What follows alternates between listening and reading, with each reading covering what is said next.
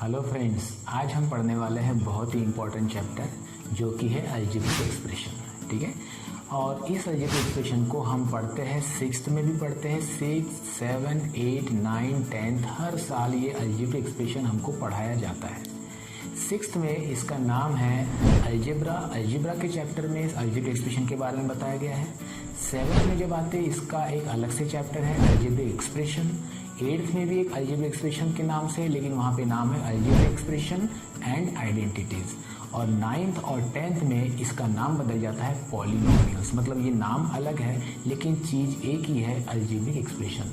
तो ये हम आज सबसे इम्पोर्टेंट चैप्टर जो कि है अलजेब्रिक एक्सप्रेशन, ये हम पढ़ने वाले हैं कि ये आया कैसे है और ये इसमें एक्स और वाई क्या चीज़ है और इसमें बाकी के सारे जो फैक्टर्स है वो हम आज पढ़ने वाले हैं। तो चलो शुरू करते हैं आज का वीडियो अलजेब्रिक एक्सप्रेशन से।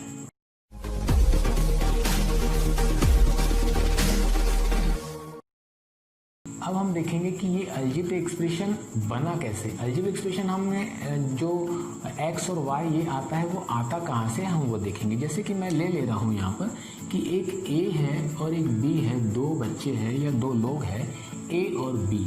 अगर मैं ऐसा बोलूँ कि ए के पास बी से 5 चॉकलेट ज़्यादा है, यानी A has 5 chocolates more than B, यानी बी के पास अगर 10 चॉकलेट है तो ए के पास 10 + 5 मतलब 15 चॉकलेट्स रहेंगे। बी के पास अगर 20 चॉकलेट्स है तो ऑब्वियसली ए के पास कितने रहेंगे, 25, यानी जितने बी के पास है चॉकलेट उससे 5 चॉकलेट ज़्यादा है। लेकिन अगर हमको पता नहीं है कि बी के पास कितने चॉकलेट है और हमको पता करना है कि ए के पास कितने चॉकलेट रहेंगे, तो ए तो डिपेंड करता है बी पे, क्योंकि बी के पास जितने चॉकलेट रहेंगे उससे 5 ज़्यादा रहेंगे। तो अगर हमको बी को पता नहीं है कि कितने चॉकलेट है और हमने पूछा कि ए के पास कितने चॉकलेट है, ए तो पहले बी से पूछेगा कि बी के पास अगर 20 है तो उसके पास 25, 5 ज़्यादा रहेंगे। तो इसके लिए हम ले लेते हैं कि अगर ए को पूछा जाए कि आपके पास कितने चॉकलेट है तो ए बोलेगा जितने बी के पास है उससे 5 ज़्यादा। तो हम क्या कर लेते हैं कि सपोज बी के पास एक्स चॉकलेट है, क्योंकि हमको कंफर्म नहीं पता क्या चॉकलेट है, तो ए के पास क्या रहेगा, x + 5। यानी ये जो एक्सप्रेशन बना इसके बारे में हम पढ़ने वाले, इसको बोलते हैं अलजेब्रिक एक्सप्रेशन। ये आया कैसे, these are the number of chocolates A has, A के पास कितने चॉकलेट है वो दिखा रहा है, लेकिन this answer the number of chocolate depends on the number of chocolate B has. जो बी के पास चॉकलेट है उस पर डिपेंड करता है कि ए के पास कितने चॉकलेट है। तो जब हमारे पास हमको कोई क्वांटिटी पता नहीं रहती है तब हमेशा हम मैथ्स में ले लेते हैं x. X means is a unknown quantity. तो इस एक्स के हिसाब से ए के पास x + 5 चॉकलेट्स है। तो ये जो चीज़ बनी है इसको बोलते हैं अलजेब्रिक एक्सप्रेशन। अलजेब्रिक एक्सप्रेशन मतलब क्या है, उसमें नंबर्स रहेंगे दैट इज कॉल्ड कांस्टेंट, और वेरिएबल्स रहेंगे जैसे कि x है, y है, z है, कोई भी अल्फ़ाबेट्स हम यूज़ कर सकते हैं। तो इन दोनों का कॉम्बिनेशन मतलब अलजेब्रिक एक्सप्रेशन। तो इस अलजेब्रिक एक्सप्रेशन के बारे में और आगे हम पढ़ेंगे कि इसके और क्या क्या टर्म्स हैं। To get the latest update of my videos, subscribe my channel, like my videos and hit the bell icon. तो अब हम देखेंगे कि अलजेब्रिक एक्सप्रेशन के क्या और अलग अलग फैक्टर्स होते हैं, क्या अलग अलग उसके पार्ट्स होते हैं। तो पार्ट्स में सबसे पहले आता है वेरिएबल। तो मैं एक पहले एग्जांपल ले लेता हूँ। सपोज मैं ले रहा हूँ 7x + 9। अगर 7x + ये 9 ये एक अलजेब्रिक एक्सप्रेशन है क्योंकि इसमें कांस्टेंट है, वेरिएबल है। ओके, वेरिएबल सबसे पहले मैं बता दे रहा हूँ कि वेरिएबल क्या होता है। अलजेब्रिक एक्सप्रेशन में जो भी अल्फ़ाबेट यूज़ किया जाता है, x है, y है, a है, b है, उस वेरिएबल को, इस अल्फ़ाबेट को बोलते हैं वेरिएबल। मतलब यहाँ पे यूज़ किया हुआ है x एज ए वेरिएबल। या मैं कोई दूसरा अगर एक्सप्रेशन ले लेता हूँ 5y + 7z + 10, तो इसमें दो वेरिएबल यूज़ किए गए हैं y और z। मतलब हम कितने भी वेरिएबल एक एक्सप्रेशन में रह सकते हैं, अलग अलग वेरिएबल रह सकते हैं, या एक ही वेरिएबल से रिलेटेड या एक ही वेरिएबल को यूज़ करके इस टर्म्स को, एक्सप्रेशन को बनाया जा सकता है। तो वेरिएबल तो हो गया कि जो एक्स वाई जेड जो भी यूज़ हो रहा है that is called variable. Variable मतलब उसकी कोई फिक्स वैल्यू नहीं। मैंने अभी बताया था कि एक्स क्या है, नंबर ऑफ चॉकलेट है, कि जो बी के पास थे, यानी ये भी कोई तो भी क्वांटिटी है, एक्स वाई और जेड ये भी कोई तो भी क्वांटिटी है, और उस क्वांटिटी पे इस अलजेब्रिक एक्सप्रेशन की वैल्यू डिपेंड करती है। ठीक है, तो दूसरा पहला हो गया वेरिएबल, वेरिएबल हो गया एक्स वाई जेड। दूसरा है टर्म्स। इसमें इस अलजेब्रिक एक्सप्रेशन में और इस अलजेब्रिक एक्सप्रेशन में देखो क्या फ़र्क है। इसमें दो टर्म्स है, दिस एंड दिस, 7x और 9, ये दो टर्म है। इसमें 5y 7z 10, तीन टर्म है। मतलब हमेशा टर्म क्या होती है, प्लस साइन से या माइनस साइन से, कभी अगर मैं यहाँ पे माइनस भी दे दूँ तो पॉजिटिव और निगेटिव साइन से सेपरेट होती, मतलब दो टर्म को जो जोड़ती है या तो पॉजिटिव साइन होगा या निगेटिव साइन होगा। तो यहाँ पे दो टर्म है, यहाँ पे तीन टर्म है, वेरिएबल और टर्म्स हो गया। अब बात आती है कोएफिशिएंट की। कोएफिशिएंट मतलब क्या होता है, जो हर टर्म के सामने जो नंबर होता है, जैसे कि इस टर्म के सामने नंबर है 7, तो इस टर्म का कोएफिशिएंट हुआ 7, यानी हर कोएफिशिएंट, हर टर्म में कोई ना कोई एक कोएफिशिएंट रहेगा। इसका कोएफिशिएंट नहीं मानेंगे क्योंकि it is a constant term. Coefficient कब कहाँ होगा, जहाँ पर वेरिएबल का यूज़ होता है। इसको मैं कांस्टेंट टर्म मानूंगा, means this is a term with variables and this is a constant term, क्योंकि 9 तो 9 ही रहेगा, 9 के साथ कुछ नहीं जुड़ेगा। यहाँ पे 7x है, मतलब अगर x की वैल्यू 2 है तो 7 to the 14 हो जाएगा। ठीक है, इसीलिए इसको बोलते हैं वेरिएबल, वेरिएबल के साथ की टर्म वाले। अब कोएफिशिएंट, इस टर्म के सामने जो लिखा हुआ है 7, that is the coefficient of that term. अब इसका कोएफिशिएंट अगर हम देखेंगे तो इसका कोएफिशिएंट है 5, इस टर्म का कोएफिशिएंट है 5, इस टर्म का कोएफिशिएंट है -7। जब भी मैं कोएफिशिएंट बोलूँगा तो सामने वाला नंबर और उसके साथ साइन वो भी बोलना है। यहाँ पे मैंने इसलिए नहीं बोला क्योंकि अगर कोई साइन किसी नंबर में नहीं होता है मतलब वो पॉजिटिव ही कहलाता है। यानी मैं ऐसे नहीं बोलूँगा कि इसका कोएफिशिएंट +7 है। अगर मैं ऐसा बोल रहा हूँ कि इसका कोएफिशिएंट 7 है मतलब वो अंडरस्टूड है कि वो +7 ही रहना चाहिए। लेकिन अगर मैंने ऐसे बोला कि the coefficient of this term is -7 में स्पेशली मुझे माइनस को इंडिकेट करना पड़ेगा कि उसका कोएफिशिएंट -7 है। तो यहाँ हो गए दो टर्म्स, यहाँ हो गए तीन टर्म्स, वेरिएबल हो गए और यहाँ पे कोएफिशिएंट हो गए। अब बात आती है फैक्टर्स की। तो हर टर्म्स को हम फैक्टराइज कर सकते हैं। हर टर्म्स नंबर से, वेरिएबल से जुड़ा हुआ है। अगर मैं इस टर्म की बात करूँ तो इसके फैक्टर है 7 और x, ये दो फैक्टर हो गए। यानी हर टर्म्स के कुछ ना कुछ फैक्टर्स होंगे। जैसे कि हम फैक्टर्स और मल्टीपल पहले से पढ़ते आए हैं, वो सिर्फ नंबर के बारे में। इसके भी अगर मैं फैक्टर्स करूँगा तो ये 3 और 3 फैक्टर्स है। इसके अगर फैक्टर करूँगा तो 5 और y फैक्टर है। इसके अगर फैक्टर करूँगा तो -7 एंड z है। इसके फैक्टर करूँगा तो 2 × 5 है, 2 और 5 है। तो ये सारे फैक्टर्स हैं हर टर्म के, यानी हर टर्म के कुछ ना कुछ फैक्टर्स रहेंगे, उसके कोएफिशिएंट रहेंगे और वेरिएबल रहेगा। और नंबर ऑफ टर्म्स से, ये जो नंबर ऑफ टर्म्स है 2 टर्म्स है, यहाँ पे 3 टर्म्स है, तो इससे हमको पता चलेगा कि उस अलजेब्रिक एक्सप्रेशन में कितनी टर्म्स है। तो ये बात हो गई variable, terms, coefficient and factors की। अब आते हैं कि अगर अलजेब्रिक एक्सप्रेशन में टर्म्स, नंबर ऑफ टर्म्स अगर पर्टिकुलर है तो उसके कुछ टाइप्स है, कुछ नाम है। वो नाम क्या है मैं बता रहा हूँ। अगर मोनोमियल में बात करूँ मोनोमियल की, तो जिस पॉलिनोमियल में सिंगल टर्म होता है, जैसे कि 5x, ये एक ही टर्म है, यही पॉलिनोमियल हमारा एक्सप्रेशन है, अलजेब्रिक एक्सप्रेशन है 5x, तो इसको मैं बोलूँगा मोनोमियल क्योंकि इसमें एक ही टर्म है 5x। अगर मैं लेता हूँ 5xyz, ये भी एक कंप्लीट एक ही टर्म है क्योंकि इसमें कोई प्लस नहीं है या माइनस नहीं है। मतलब कोई भी टर्म अगर 1 या 2 है तो उसको जोड़ने वाला कौन सा साइन है, तो पॉजिटिव या निगेटिव होना चाहिए। यहाँ पे कोई प्लस या माइनस साइन नहीं है, मतलब ये एक कंप्लीट टर्म है। और जब अलजेब्रिक एक्सप्रेशन में सिर्फ एक टर्म रहती है तो उसको हम बोलते हैं मोनोमियल। मोनो मतलब 1। अब बाइनोमियल में बाय मीन्स 2। अगर कोई टर्म, जैसे कि यहाँ पे मैंने ये अलजेब्रिक एक्सप्रेशन लिया था, मैं दूसरा भी ले रहा हूँ कि 3p + 8। अगर यहाँ पर देखो तो यहाँ पे 2 टर्म्स है, जिस भी अलजेब्रिक एक्सप्रेशन में दो टर्म्स रहते हैं उसको बोलते हैं बाइनोमियल। यानी ये कोई भी बहुत बड़े बड़े टर्म्स या छोटे छोटे टर्म्स भी हो सकते हैं। मैं 7/8 xy + 9 ऐसे भी टर्म लूँगा तो भी ये एक ही टर्म कहलाएगी और ये दूसरी टर्म है। कुल मिला के यहाँ पे दो टर्म्स है, इसका मतलब है ये बाइनोमियल है। ये अलजेब्रिक एक्सप्रेशन कौन सा है? बाइनोमियल। बाइनोमियल, अब आपको मोनोमियल पता चल गया, बाइनोमियल पता चल गया, तो आपको आइडिया आ ही गई होगी कि ट्राइनोमियल में क्या हो सकता है। ट्राइनोमियल मतलब ट्राई मतलब 3, यानी यहाँ पर 3 टर्म्स रहेगी। 3 टर्म्स वाले अलजेब्रिक एक्सप्रेशन को बोलते हैं ट्राइनोमियल। जैसे मैं एक एग्जांपल लिख लेता हूँ, 9x + 7y + 8z। अगर ये वाला 3 टर्म वाला अगर अलजेब्रिक एक्सप्रेशन है तो हम इसको बोलते हैं ट्राइनोमियल। यानी एकदम सिंपल सी बात है, जिसमें सिर्फ एक ही टर्म है उसको हम मोनोमियल बोलेंगे, जिसमें 2 टर्म्स है उसको हम बाइनोमियल बोलेंगे, और जिसमें 3 टर्म्स है उसको हम ट्राइनोमियल बोलेंगे। 4 टर्म वाले को भी नाम बोला जाता है क्वाड्रिनोमियल।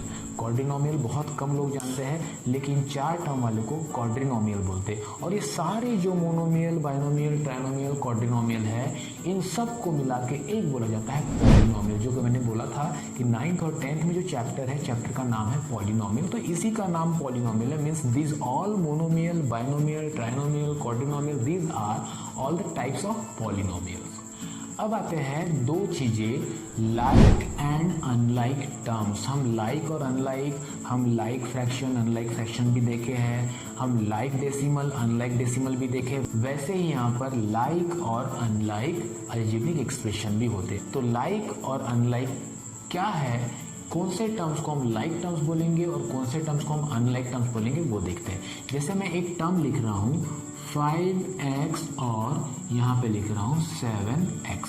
ये जो अलग अलग टर्म है, मैंने दोनों को कंबाइन नहीं किया, ये दोनों अलग अलग टर्म्स है या अलग अलग अलजेब्रिक एक्सप्रेशन है, ऐसा समझ लो। ये भी मोनोमियल है, ये भी मोनोमियल है, ठीक है।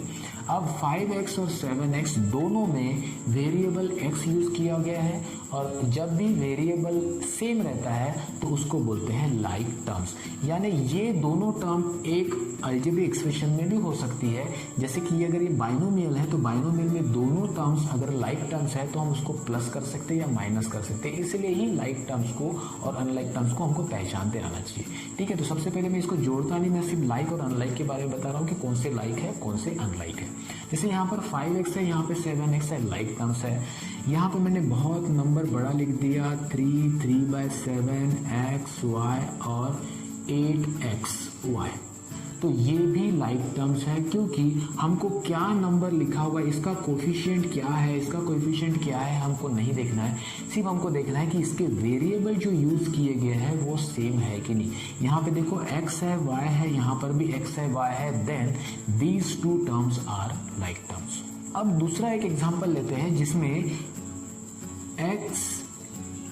5xy और 7yx।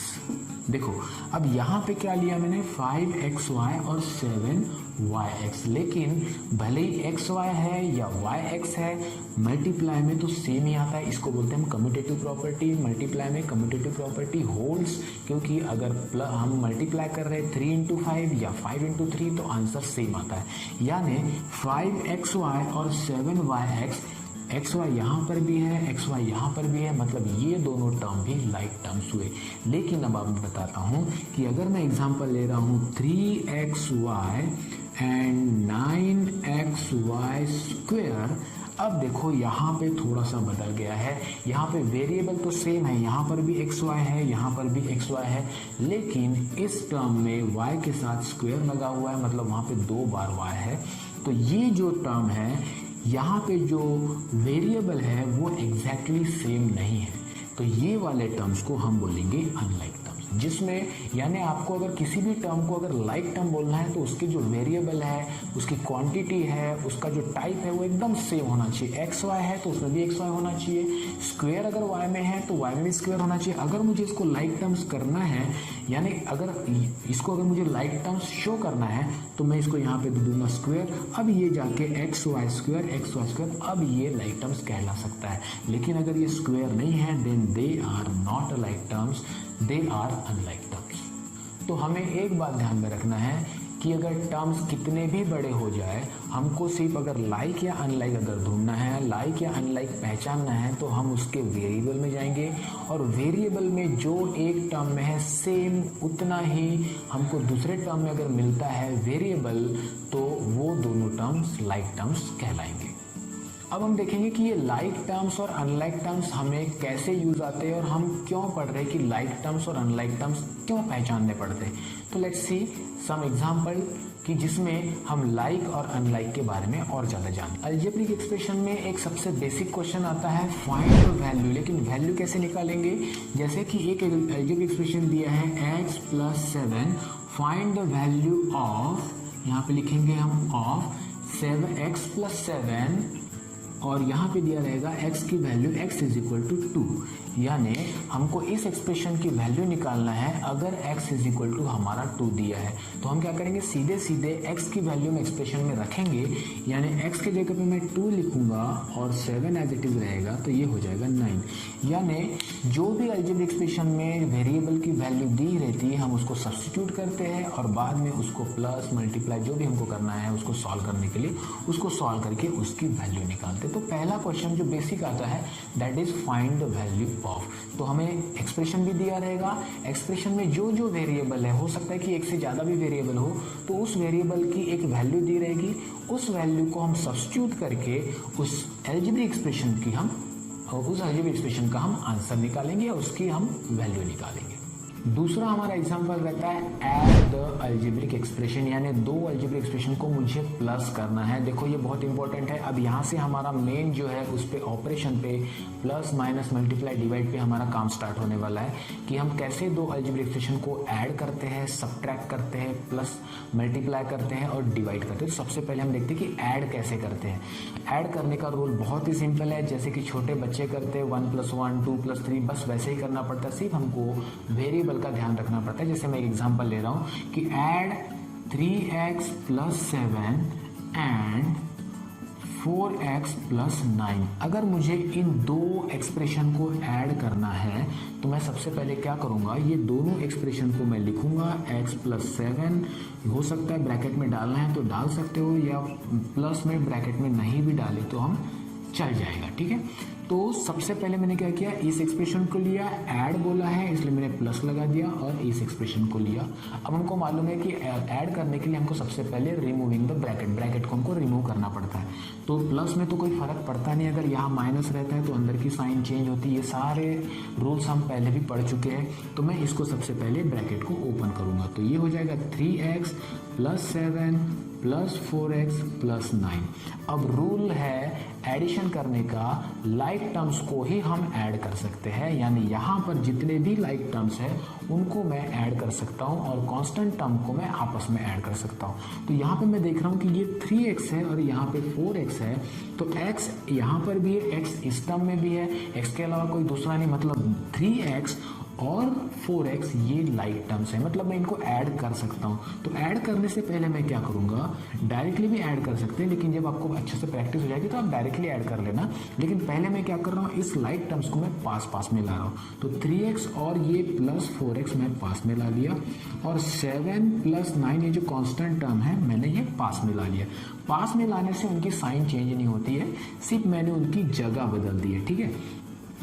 तो 3x और 4x, अब यहाँ पे ऐड करने का जो रूल है, देखो 3x + 4x का आंसर आएगा, इसका जो कोफिशिएंट है, इसका जो कोफिशिएंट है 3 है, इसका कोफिशिएंट 4 है, तो सिर्फ मैं 3 और 4 को प्लस करूंगा, मतलब इसका आंसर आएगा 3 + 4 7 और इसका आंसर आएगा 7x, यानी इन दोनों टर्म का आंसर आया 7x। कभी कभी हमको ऐसे भी करना पड़ता है, या तो आपको शो करना है कि हम उसको प्लस कर रहे हैं तो आप ऐसे भी शो कर सकते हो। 3 और 4 को मैंने प्लस किया और बाहर में x कॉमन ले लिया और अगले स्टेप में वो 7x बनने वाला है, या आप डायरेक्टली भी कर सकते हो। आपको ये तो मालूम है कि 7 + 9 कितना हो जाएगा, तो ये हो जाएगा 16 और अगले स्टेप में ये आ जाएगा 7x + 16। इसके आगे हम इसको प्लस नहीं कर सकते क्योंकि ये जो है वेरिएबल वाली टर्म है, ये कांस्टेंट टर्म है, इसमें x नहीं है, मतलब ये दोनों टर्म्स अनलाइक टर्म्स है। अनलाइक टर्म्स को हम ऐड नहीं कर सकते। आप लोग बहुत बार क्या करते हो, 16 और 7 को ऐड कर देते हो और उसका आंसर x के साथ लिख देते हो, लेकिन ये अब इसके आगे सॉल्व नहीं होगा। सॉल्व कब होगा? अगर हमको बताया जाए कि x की वैल्यू 2 है या x की वैल्यू 3 है, तो हम उस x की वैल्यू यहाँ पर रख के इसको हम आगे सॉल्व कर सकते हैं, लेकिन इसकी टर्म आपस में अभी सॉल्व नहीं होगी। This is the last final step that we have solved. अब जैसे हम एडिशन करते हैं वैसे ही सब्ट्रैक्शन करेंगे। अब क्वेश्चन लिखा हुआ है सब्ट्रैक्ट 13x + 4 फ्रॉम 18x + 3। हमेशा बहुत सी छोटी सी क्लास से लेके तो बड़े क्लास तक के बच्चे क्या करते हैं, जब भी फ्रॉम वाला रहता है तो वो ध्यान नहीं देते, ये वाला नंबर पहले लिखते, फ्रॉम के बाद वाला बाद में ही लिखते और माइनस करते, और वो गलत आता है। हमको पहले से छोटे से, मतलब मेरे ख्याल से क्लास 4 से हमको पढ़ाया जाता है कि फ्रॉम वाले क्वेश्चन जब भी सब्ट्रैक्ट दिस फ्रॉम दिस रहता है तो जो आखिरी वाला नंबर रहता है पहले लिखते और बाद वाले नंबर में से पहले वाले नंबर को हम माइनस करते। तो इसमें अगर मुझे माइनस करना है, मुझे क्या करना है, subtract this, we have to subtract this from, किसमें से, इसमें से। जब मुझे इसमें से ये सब्ट्रैक्ट करना है तो ऑब्वियसली मैं इसको पहले लिखूंगा। तो आप ऐसी गलती मत करना, इसको पहले लिख के इसको बाद में लिखोगे तो आपका आंसर गलत आ जाएगा। तो सबसे पहले मैं इसको लिखूंगा 18, फिर से मैं ब्रैकेट डालूंगा। ब्रैकेट डालने की आदत अच्छी है, प्लस में कोई फर्क नहीं पड़ता, नहीं भी डाले तो भी, लेकिन माइनस में अगर गलती से भी आप भूल गए ब्रैकेट डालना तो आपके सारे आंसर गलत हो जाएंगे। देखो अभी मैंने ब्रैकेट डाल दिया, 18x + 3 को यहाँ लिखा, सब्ट्रैक्ट करना इसलिए माइनस दिया, और 13x + 4 को मैंने उसमें से माइनस करने के लिए ब्रैकेट में डाला। अब फिर से मैं बोलूँगा क्या कि bracket, removing the bracket, second step. अब ब्रैकेट रिमूव करना है तो क्या होगा, आपको पता होगा, जब ब्रैकेट के बाहर माइनस रहता है और हमको ब्रैकेट ओपन करना होता है, रिमूव करना होता है, तो हम क्या करते हैं, ब्रैकेट के अंदर के सारे साइन चेंज हो जाते हैं। कैसे? ये 13x है, 13x था वो प्लस है, यानी अब ये बन जाएगा -13x, और ये +4x है, +4 है तो ये हो जाएगा -4। देखो यहाँ पे जब मैंने ब्रैकेट ओपन किया तो कोई फर्क नहीं पड़ा, जो प्लस था प्लस ही है, जो प्लस है प्लस ही है, लेकिन यहाँ पर ये 13x प्लस था तो वो माइनस हो गया, निगेटिव हो गया, और +4x है तो वो निगेटिव हो गया, -4 हो गया। अब फिर से काम, थर्ड स्टेप है हमको लाइक टर्म्स को पास में लाने की और उनको ऐड करने की। ठीक है, इस बार हम क्या करेंगे, ऐसे ब्रैकेट नहीं बनाएंगे, हम डायरेक्टली ऐड करेंगे, लेकिन हम पास में लाएंगे लाइक टर्म्स को पहले। तो यहाँ पे लाइक टर्म्स है 18x और -13x। माइनस को नहीं भूलना है हमेशा, जो टर्म्स के सामने साइन रहता है वो उसका रहता है, जहाँ जहाँ ये टर्म जाएगा उसके साथ ये माइनस जाएगा। ठीक है, प्लस हमको जाते हुए नहीं दिखता क्योंकि कोई भी नंबर अगर उसमें साइन नहीं है मतलब हम उसको पॉजिटिव मानते हैं। ठीक है, तो अब ये हो जाएगा 18x और -13 को मैंने इसको उठा के थोड़ा सा इसके बाजू में रख दिया, तो ये हो गया -13x, और ये जो कॉन्स्टेंट है वो जैसे के वैसे रहेंगे, +3 और -4। ठीक है, आगे चल के हमको ऐसे पास में भी लाने की जरूरत नहीं पड़ती क्योंकि बहुत बड़े बड़े एक्सप्रेशन रहते हैं, तो हमको ज़्यादा स्टेप्स बनाने की जरूरत नहीं। आप थोड़ा सा शॉर्टकट में भी कर सकते हो, लेकिन ये पहले से ही बहुत छोटे से सिंपल से क्वेश्चन है, इसलिए मैं उसको स्टेप बाय स्टेप बता रहा हूँ। तो 18x -13x ये हो जाएगा, 18 - 13 हो जाएगा 5x। हमने क्या किए, अब मैंने ऐसे ब्रैकेट नहीं बनाया कि 18 - 13 करूँगा फिर x लिखूँगा, मैंने क्या किया, 18 - 13 और 5x लिख दिया। और यहाँ पर देखो, यहाँ पे इंटीजर का रूल लगाना है, एक पॉजिटिव एक नेगेटिव है, 3 - 4 करना है, तो इसका आंसर आएगा -1। तो ये हो गया हमारा फाइनल आंसर। अब हमको गलती से भी 5 + 1 या 5 - 1 नहीं करना है, ये दोनों अनलाइक टर्म्स है। अब यहीं पे हमारा क्वेश्चन खत्म हो जाएगा, हम यहीं तक सॉल्व कर सकते हैं। तो ये हो गया कैसे हम ऐड कर सकते हैं अलजेब्रिक एक्सप्रेशन को, और ये हो गया हम कैसे सब्ट्रैक्ट कर सकते हैं अलजेब्रिक एक्सप्रेशन को। ये तो हो गया बहुत बेसिक अलजेब्रिक एक्सप्रेशन के कि टर्म्स क्या है, वेरिएबल क्या है, फैक्टर्स क्या है, ये सारी चीज़ें ऐड कैसे करते हैं, सब्ट्रैक्ट कैसे करते हैं, ये सारे बेसिक है। इसके बाद हम बड़े बड़े सिंप्लीफिकेशन भी हम देखने वाले हैं, और डिवीजन और मल्टीप्लाई के लिए मैं अलग से वीडियो बनाऊंगा। तो आज के वीडियो के लिए, आज के टॉपिक के लिए बस हम इतना ही पढ़ते हैं, बाकी का सारा चीज़ बहुत इंपॉर्टेंट है वो हम पढ़ने वाले अगले वीडियो में। तब तक के लिए बाय एंड टेक केयर।